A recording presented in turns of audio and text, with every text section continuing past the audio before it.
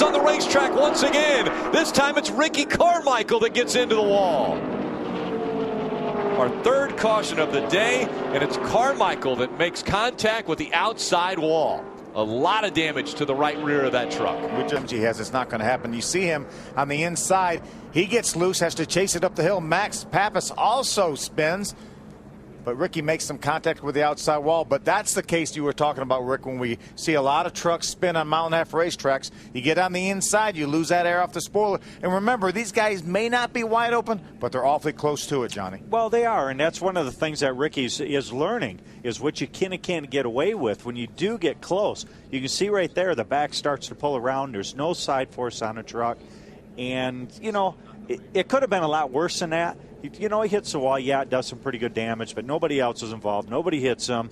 And the 9 looked like he got away without hitting. Well, Logano sideways. Clint Boyer barely getting by. Keep rolling here. Keep rolling.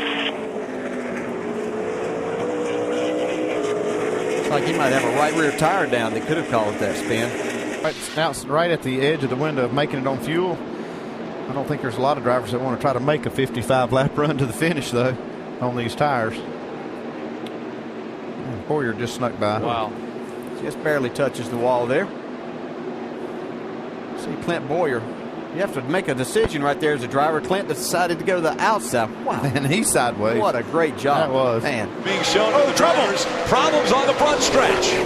The smoke all across the front stretch, and that bottles up a couple different trucks. James Busher, T.J. Bell.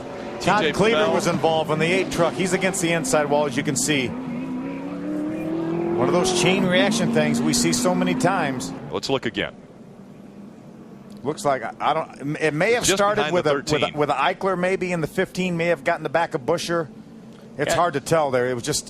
They were all just seized up there. It's so hard to tell there because it's like the 11's being pushed the whole way. Like it almost wasn't under power. I don't know. I'm sure that's not the case, but boy, it looked like somebody had a problem right there, and it definitely messed up a lot of people. Oh yeah, I mean, you can see that was the 15 of Brian Eichler, who ran right into the truck in front of him. But I'm not sure he wasn't pushed. It looked like maybe the 29 was also.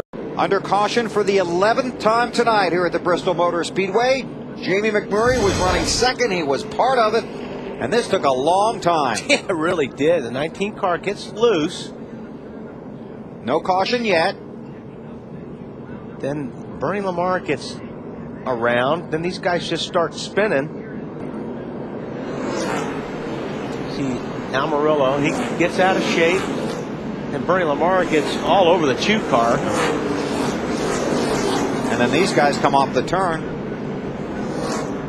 Looked like Huffman ran into the back of the 64. Amarillo again gets sideways. Then Lamar comes in on the 2 car, spins out. Then Sauter and McMurray. Sauter took a pretty good hit right behind right in the left rear of his car. There you see the 36. That's Tim's car. And Huffman sliding in there, and McMurray. These other 2 cars in jeopardy, and then Leffert just dumped him.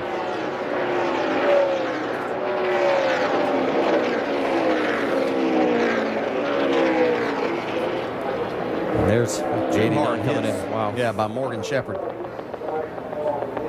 Up until this moment, Elliott Sadler was the only driver running at the finish in all 32 races of 2011. Unfortunately for Elliott and his fans, that string's over. That tells it all right there.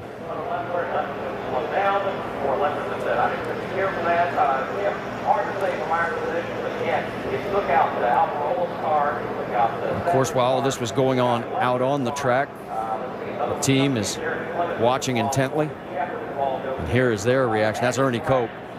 Doesn't look like too much is smashing with those guys. Oh, there's that caution you're talking about. Several cars involved. This is coming out of 2 down the backstretch, and they're still wrecking.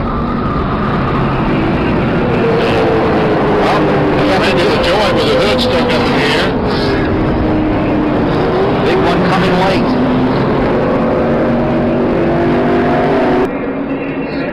Lewis in the 30. LaJoie in the Dollar General They were all going to the middle, it looked like, and got hit by John Wood in the 47 car and just turned around. Justin Labonte in the 44. Denny Hamlin, 20 car, just pushing the 47 down the racetrack. Boy, Denny Hamlin had a rough start and a rough finish to this race. And back here, Regan Smith and Jason Keller. Regan Smith in the 58, Jason Keller in 30. That's John Wood in the 47. See by John Wood. Wow, and all these guys behind just had nowhere to go. Ashton Lewis at 25, he's not going to get through that, is he? And Bliss was in front of the wreck and still ended up in it.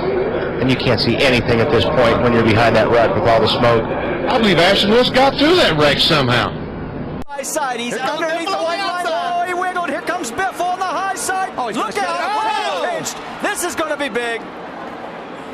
Keselowski Watch your mirror, crosses out. survives it, but the 18 of Denny Hamlin does not, and neither does Biffle. It's a very vulnerable spot. Greg Biffle puts himself in, but he's going for the win. We're talking about 9 laps to go in this race, and Biffle is trying. Yeah, he's just trying, and you can see Denny Hamlin was having to use the whole racetrack to come to get out of that corner without getting out of the throttle. He's going to be able to clear the 88, but he didn't know that Greg Biffle had come up on his outside. Look at the move Keselowski makes to stay out of this, though. Oh, we got in trouble here. Tony Stewart's around with Reed Sorensen. A 3-wide battle that went bad.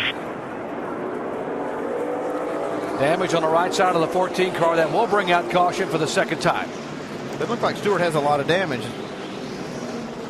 He can keep going. His problem is he's getting ripped right there. No, they just got a big tire mark down the right side.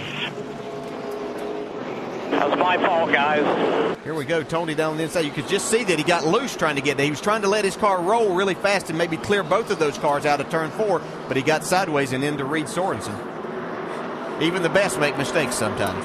Yeah, and Stewart's in the position where he can be a little more aggressive tonight, but that might just be going a little too hard. That was taking it over the edge there. Caution on the backstretch as collision as Eric Darnell is involved in this one, and the 39 as well of Eddie McDonald, the second time that he has been involved in a crash. And I don't know if he's going to be able to make it back to pit road, but yeah, he's limping away. And once again, I mean, his tires are still up. Really good driver, Eric Darnell is. Let's take a look at this accident and see what happened. Oh, they start stacking up. Nowhere to go. Starts getting out of the throttle. Oh, back into that 29.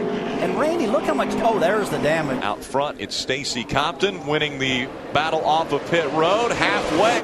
These other 2 cars in jeopardy, and then Leffert just dumped him.